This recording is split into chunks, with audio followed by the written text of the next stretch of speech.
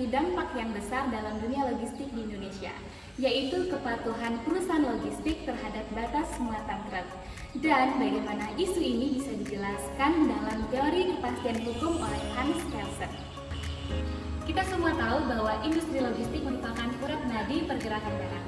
Hampir semua sektor pertanian, perdagangan, energi, usaha kecil hingga industri besar bergantung pada transportasi truk. Namun kenyataannya masih banyak perusahaan logistik yang menggunakan truk melebihi aturan yang diizinkan. Dalam Undang-Undang Nomor 22 Tahun 2009 tentang Lalu Lintas dan Angkutan Jalan, pemerintah telah menetapkan batas tonnase, jarak sumbu dan spesifikasi khusus yang wajib dipenuhi oleh kendaraan angkutan barang. Aturan ini dibuat bukan untuk mempersulit pelaku usaha, tetapi untuk memastikan keselamatan, menjaga infrastruktur, dan menjamin kelancaran distribusi nasional. Masalahnya, pelanggaran batas muatan ini masih menjadi praktik umum di Indonesia. Banyak perusahaan logistik berpikir bahwa dengan menambah muatan berarti mengirim lebih banyak barang dalam satu kali perjalanan. Tapi, pola pikir ini justru menimbulkan masalah jangka panjang. Misalnya saja, jalan cepat rusak, jembatan rawan ambruk, risiko kecelakaan meningkat, dan produktivitas logistik nasional bisa terganggu. Kami ingin mengajak teman-teman semua untuk melihat persoalan ini bukan hanya dari sudut teknis transportasi, tetapi juga dari sudut hukum, khususnya teori kepastian hukum oleh Hans Kelsen. Mengapa?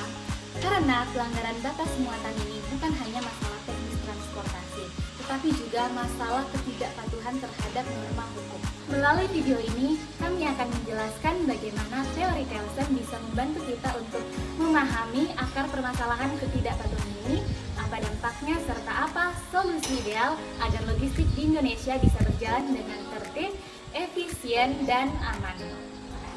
Untuk memahami masalah ini lebih mendalam, kita perlu mengetahui dulu apa yang dimaksud dengan Hans Kelsen dengan teori kepastian hukum. Kelsen menyatakan bahwa hukum harus memiliki struktur yang jelas, hierarki norma yang rapi, serta mekanisme penegakan yang konsisten. Menurut Kelsen, masyarakat akan benar-benar patuh jika hal tersebut dipenuhi. Yang pertama, normanya jelas. Yang kedua, kewajiban dan hak dinyatakan secara tegas. Dan yang ketiga, sanksi diterapkan secara nyata. Dalam konteks logistik, aturan batas muatan sudah sangat jelas. Pemerintah sudah menetapkan berapa muatan yang dapat dimuat oleh truk, spesifikasi mekanis kendaraan, serta konsekuensi yang didapatkan jika tidak mematuhi aturan tersebut. Secara teori, hukum ini sudah memenuhi apa yang Kelsen maksud.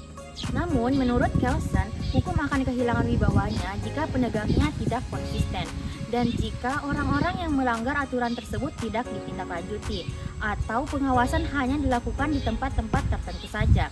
Nah, hal inilah yang membuat masyarakat akan berpikiran aturan ini tidak benar-benar wajib untuk dipatuhi. Nah, disinilah pelanggaran tersebut terjadi. Teori Hans Kelsen ini dapat membantu kita untuk melihat bahwa muatan truk yang berlebihan itu tidak hanya mengefisiensikan biaya, tetapi juga dapat menghilangkan praktik penegakan aturan. Jika kita turun ke lapangan, kita akan menemukan suatu masalah yang dimana masalah tersebut adalah kelebihan muatan. Kelebihan muatan ini bukan hanya sesekali, namun sudah menjadi kebiasaan dalam sebagian rantai logistik. Mengapa perusahaan seringkali melanggar batas muatan? Ada beberapa alasan mengapa perusahaan sering melanggar batas muatan. Yang pertama, ada alasan ekonomi. Banyak perusahaan yang mengangkut barang dalam segala perjalanan guna menekankan biaya operasional, baik itu dari bahan bakar, waktu supir, ataupun biaya tol. Yang kedua, ada tekanan dari pemilik barang. Beberapa pemilik barang ingin proses distribusi dilakukan secepat mungkin. Hal ini mendorong operator membawa kelebihan muatan. Yang ketiga, ada sanksi tidak tegas. Banyak pelaku logistik yang melanggar batas muatan bukan masalah yang besar. Hal ini membuat operator berpikir daripada bolak-balik 2 kali, sekalian saja kelebihan muatan, toh tidak diperiksa juga. Alasan ini tepat seperti analisis Kelsen yang dimana ketika norma hukum tidak ditegakkan secara konsisten, maka norma tersebut akan hilang secara otoritas.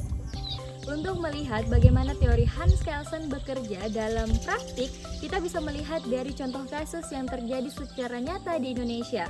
Pada contoh pertama, yaitu runtuhnya jembatan Widang di Tuban, Jawa Timur pada tahun 2018. Hal ini terjadi karena terindeksi bahwa 2 truk melintasi jembatan Widang yang melebihi kapasitas muatan. Hal ini terjadi karena kita ketahui bersama bahwa truk yang bermuatan melebihi kapasitas menjadi faktor utama yang paling besar merusak jalan umum. Masuk contoh kedua, yaitu terjadi pada tahun 2025 dini, tepatnya pada tanggal 21 Oktober 2025, salah satu pabrik air minum dalam kemasan di Subang ditemukan oleh petugas bahwa truk distribusi air minum dalam kemasan ini memiliki muatan melebihi kapasitas. Adapun pelaporan dari pemerintah bahwa menyebabkan dari kejadian tersebut kerugian negara hingga miliaran rupiah per tahunnya. Minimnya pengawasan terhadap truk-truk yang bermuatan melebihi kapasitas membuat sebagian operator logistik beranggapan bahwa hal ini dapat dinegosiasikan.